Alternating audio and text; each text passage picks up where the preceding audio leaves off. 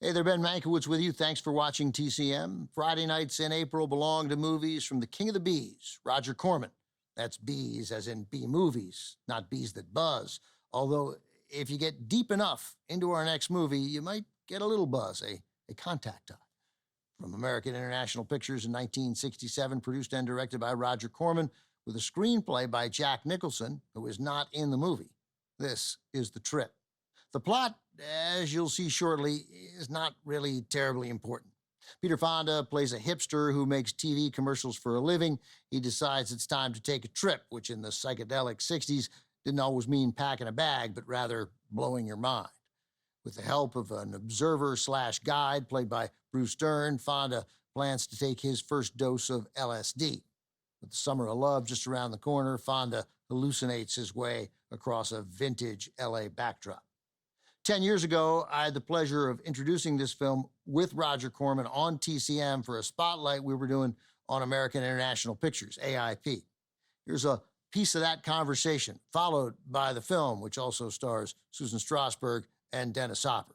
But first, Roger Corman and I from 2016. Roger, welcome back. Up next, another movie Roger directed for AIP. It's a key film in the company's history, starring Peter Fonda, Susan Strasberg, and Dennis Hopper, with a screenplay by none other than Jack Nicholson from 1967, The Trip. So why is this a key movie in AIP's history? The Wild Angels have been the biggest success in AIP's history. I was told that it was the biggest independent picture ever made. They wanted a follow-up picture.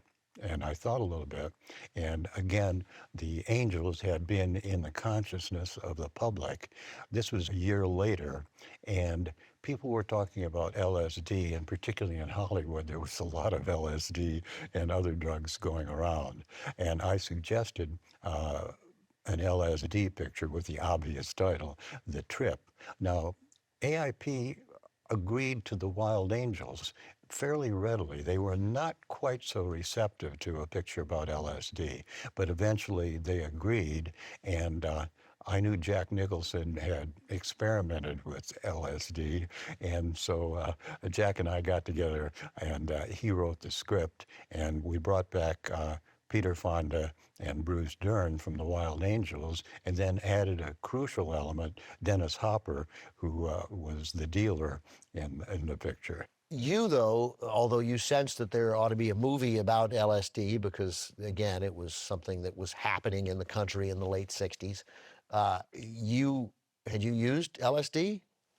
I had never used LSD, but just as with Wild Angels, where I got on a bike, a motorcycle, and rode to understand a little bit about it, I decided I would take LSD as a conscientious director. Now, the thing was, I was probably the straightest guy in a wild group of people, and when people found out that I was going to take LSD, and I wanted to go up to Big Sur because there was some theory you would be in beautiful surroundings, suddenly we had, I think, about 10 people who wanted to come up to Big Sur with me, and everybody was going to take LSD. We had to work out the equivalent of a shooting script for a picture so that somebody would be taking LSD while somebody else would not, would be standing next to him just in case something went wrong. But it was a great experience. Was there negative reaction in the press from parent groups, teacher groups? I imagine that there was some conservative pushback on The Trip. There was a great deal of conservative pushback on The Trip, but weirdly enough, we had been the year before at the Venice Film Festival. The Cannes Film Festival invited The Trip, and The Trip was the only American film invited to the Cannes Festival that year.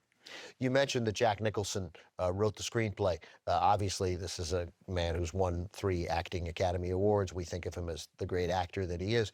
He was a talented writer. Jack was an immensely talented writer.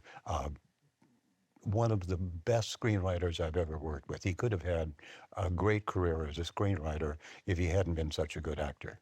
Roger, as always, thanks very much. Let's take a look at the film from 1967 with a cast that also includes Dick Miller, the star of Roger Corman's A Bucket of Blood. Here's The Trip.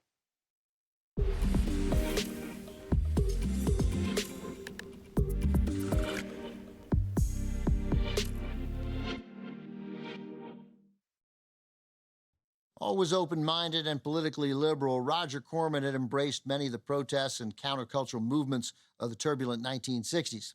However, his partners at AIP, Samuel Arkoff and James Nicholson, those guys were studio bosses and much more conservative.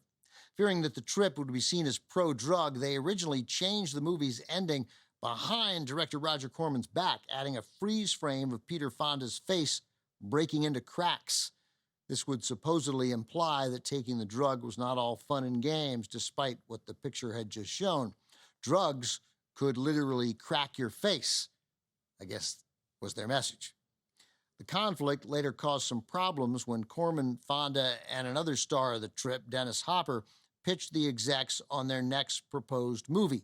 It fused The Trip with Corman's previous film with Peter Fonda, The Wild Angels, for an odyssey of drug-taking and motorcycle riding across American highways. You probably see where this is headed.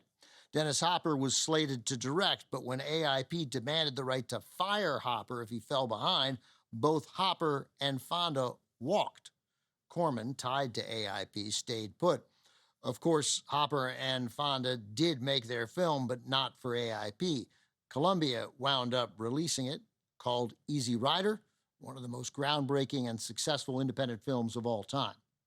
Easy Rider also had Jack Nicholson in the cast, and Nicholson wrote the screenplay for The Trip. Coming up, a military foul-up leads to the deaths of everyone over the age of 25 in a biting black comedy. From Roger Corman, Gas. That's gas with 3 extra S's, so Gas is next on TCM. Next on TCM, Gas, then Bloody Mama, and later, Back from Eternity. TCM is in it for the long haul tonight.